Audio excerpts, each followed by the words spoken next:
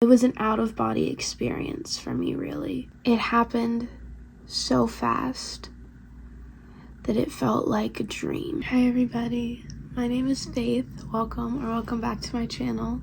If you have followed me for a little bit, you know that this is not usually the type of content that I post, but I've been wanting to post something about my car accident that happened because it has impacted my life a lot. I never understood how it would have felt or what it would have been like, and I want to share my story and help other people who might be going through something similar or who have gone through something similar and are still trying to move past it. I tried to write out a script for this, but I couldn't, because at this point I'm just gonna be saying the same things.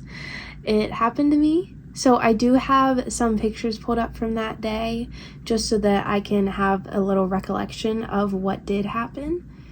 February 10th, 2025 is the day that everything happened. A little backstory, I was going to school at Southeastern University in Lakeland, Florida. If you don't know about Southeastern University, it is a Christian private college, and they have their own worship conference. They called it Still Standing this year. And if you're a student there, you can volunteer to help out and serve at the worship conference. That day, they only had one session, which was in the evening, that didn't start until 7. But if you were a student that was volunteering, they requested that you get there at 4:15. I was actually planning on vlogging my experience volunteering, and so I do have some clips from right before everything happened that I will insert as I'm talking or by themselves.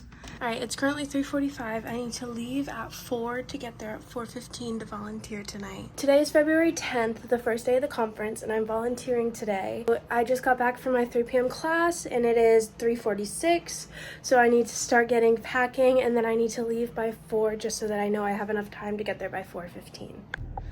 Alright, I'm in the car. I just got a message saying that they want me to head to the chapel when I get there, so I'm hoping I go to the right place. So I get in my car and I am heading to where the worship conference is. I'm going to edit something so that you can visually see what I'm explaining as I'm saying it, because I know in my head I can visualize it, but it's not going to be that easy for everybody else. Now that day I was driving past the roads, and a car blew through their stop sign and hit my car and sent me spinning and ended up causing me to hit a tractor trailer that was sitting there waiting to turn. I did not have a stop sign. The car that hit me did. And my car was totaled. I remember what happened afterwards is kind of a blur. I remember my car spinning. I remember hitting the tractor trailer. And then I remember a police officer coming over to tell me I needed to get out of my car because it was smoking.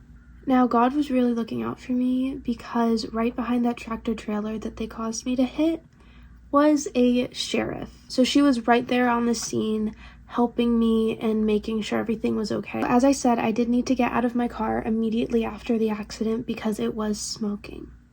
But we later realized that it was just dust coming off of the airbags, because I had a 2011 Ford Fiesta and the airbags hadn't been used before, so they just collected dust. We did not know that at the time, so I was rushed out of my car. She took her fire extinguisher and tried to set out any smoke and figure out what was going on with my car. I didn't know what to do. No one ever really prepares you for what to do when you get in your first accident by yourself. Especially when it's of that caliber. Luckily, I chose a school that was close to where I lived, and so my parents were only about an hour away.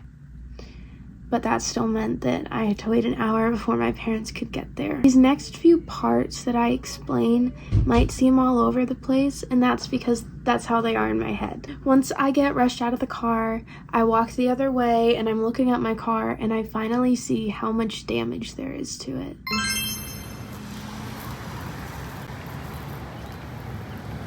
when my car hit the tractor trailer truck, it caused my car to back up and technically take itself out of the way of traffic by sitting on a patch of grass that was on the right side of the road. I don't know when this happened, but when I got out of my car, the tractor trailer truck and the car that hit me were both already parked over on the road next to me. I get out of the car and they're trying to, 1, figure out why it's smoking, and 2, stop the car alarm, because the car alarm would not stop.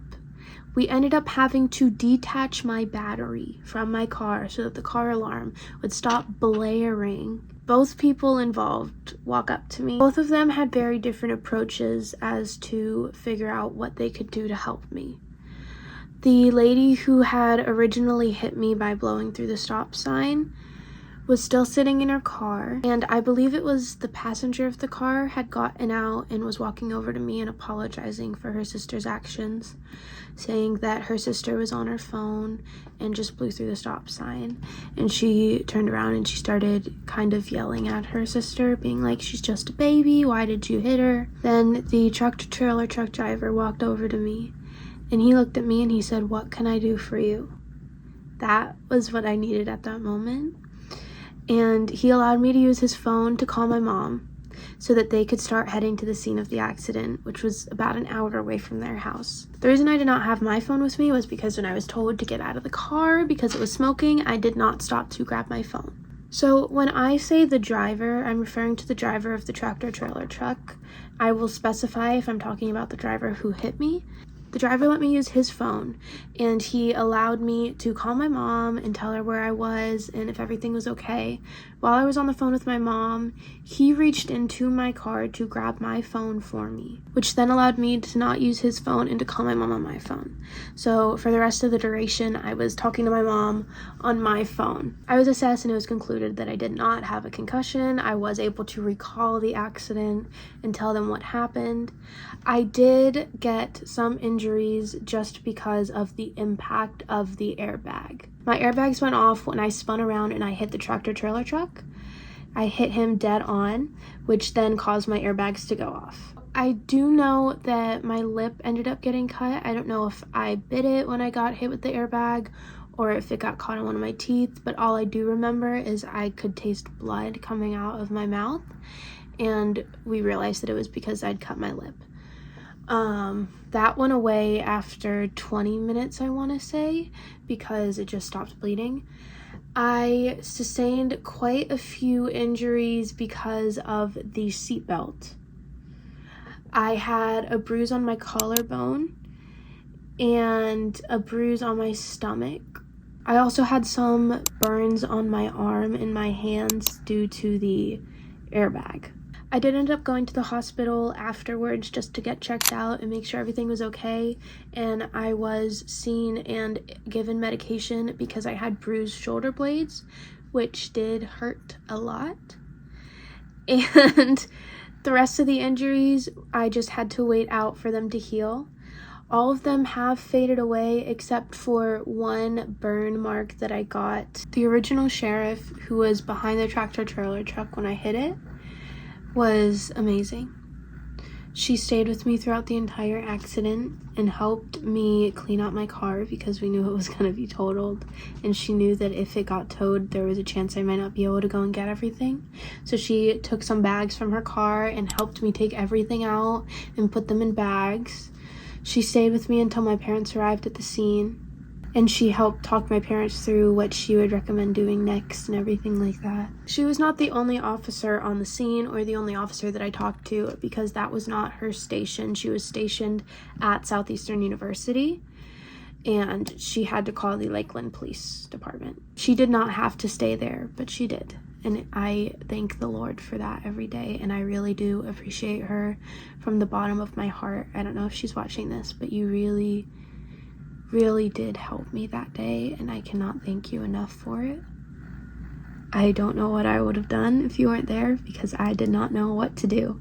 And I'll get back to the sheriff that was there a little later and kind of discuss why she was there, because she did end up reaching out to my mom and telling her. I had to go over what happened during the accident a few times just so that they could file the police report. And I remember I told one of the officers that happened, and he said, "Oh, you went on a roller coaster ride, didn't you?" And I remember being like, "Yeah, I didn't really choose to go on this one, though." When they got there, my car had already been towed away. But I did take some pictures of it beforehand, and I took some pictures of the other car involved and the tractor trailer, just because I knew I'd need it for insurance purposes. We were talking to one of the officers. They ended up mentioning that the lady who ran through the stop sign and hit me also did not have a valid driver's license. Why she did not have a valid driver's license, we were not given that information, but we do know that she was given a court date because she was technically under arrest for driving without a valid license and for hitting me. She'd been driving her sister's car, so her sister had to come and drive the car back to her house and everything like that. The driver who hit me never got up and talked to me. She sat on the curb on the side of the road until I remember her leaving. Her sister got up and talked to me and my mom. I know that her children were there, or her nieces and nephews, I'm not quite sure. And they were walking around the neighborhood a little. I did not have contact with them, but I did have contact with her sister. Sister explained to us that she was a stay-at-home nurse for her mother and had been up since 4 a.m. that day, and that her sister herself was suffering from some health issues, and that it was just, I want to say, technically trying to get us to feel bad, which I do feel bad for their circumstances, but that does not undo the fact that she blew through a stop sign because she was looking at her phone, and she hit me and totaled my car. That's kind of everything that happened on February 10th. There are a few things that happened later that follow the accident. I was given money back from my car. My car was totaled the next day. If that tells you anything about how bad the damage was, is that they saw it and they were like, "Yep, this is damaged. This is totaled. We cannot fix this." But I do know that most of the times when airbags are deployed anyways, they mark the car as totaled because it would take a lot of money anyways just to get the airbags put back in. The car dealership that I originally got my first car from, and then later my second, was Easy Motors LLC from Winter Haven, Florida. I will give them a shout out because they've been great to me, and the owner of the place, we reached out to him and explained the scenario. And the next day, he ended up going to an auction to help and try and find the car that I now have. I can't believe how nice he was about everything that happened. And he worked through getting the title changed and everything like that. I did mention that I would rewind back to the sheriff who helped me out when I was originally in the accident to share a little story that really uplifted my faith. And if you've been struggling with your faith and feeling like God isn't there for you, this is just a story to remind you that he's always looking out for you, even when you don't know it. Mom ended up reaching out to the sheriff to thank her for everything she did for me, and the sheriff responded in an email stating that she was late for work that day. She was not supposed to be behind that tractor trailer truck.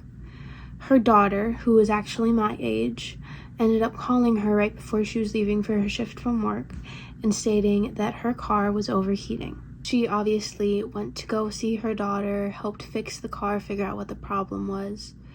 They never figured out what the problem was. That car has not overheated since and never overheated before. That day is the only day it's overheated.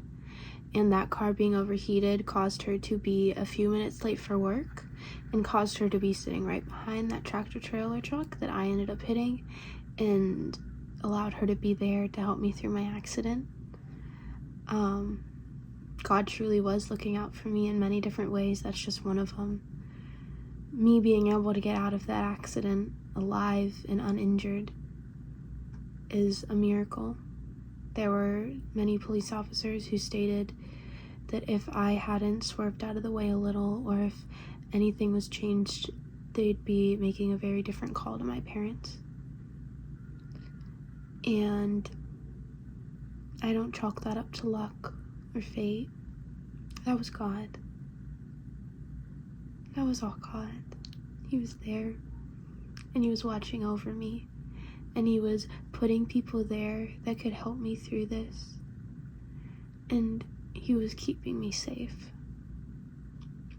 And so, while this was a terrible experience that I would not recommend anybody go through, do not try this at home, obviously, and I would not wish this experience on my worst enemy. It did help me realize that God is always looking out for me, and it helped me be more grateful for my everyday life and realize that every day is a blessing, and we honestly never know what could happen. So live every day as if it's gonna be your last, and thank God that it's not your last. Now, as you can probably tell, I'm not sitting in my dorm telling this story. Before the accident, I did have really bad anxiety, and the accident didn't really bring the anxiety down. I decided to withdraw from Southeastern University in Lakeland simply because my anxiety was not doing well there, and I wanted to be back at home with my family. Southeastern University was a great school for me. It was great for the time. I loved the community. I'm not saying any bad things about them. I really do recommend it. It just wasn't for me at this time because of everything that ended up happening and my mental health declining. I needed to be back at home with my family, and I haven't regretted that decision since. That is kind of all that I have to say and all that I really wanted to share with you guys. I'd say if you guys want more content like this, to comment or like, but I really don't want to make more content about car accidents. If you guys want more content where I'm just talking to you, subscribe and like, and I will take a hint. I am now planning on getting back to posting covers. I just needed a little break where I could get back to a little normalcy in my life. But I'm back, and I am planning on posting covers more often now as well, and just seeing what happens. Thank you for watching. My socials are in the description, and if you ever need anybody to talk to, my DMs are always open. I will try to read and respond if I can, and just know that God loves you. I hope you all have a great day. I love you. Bye.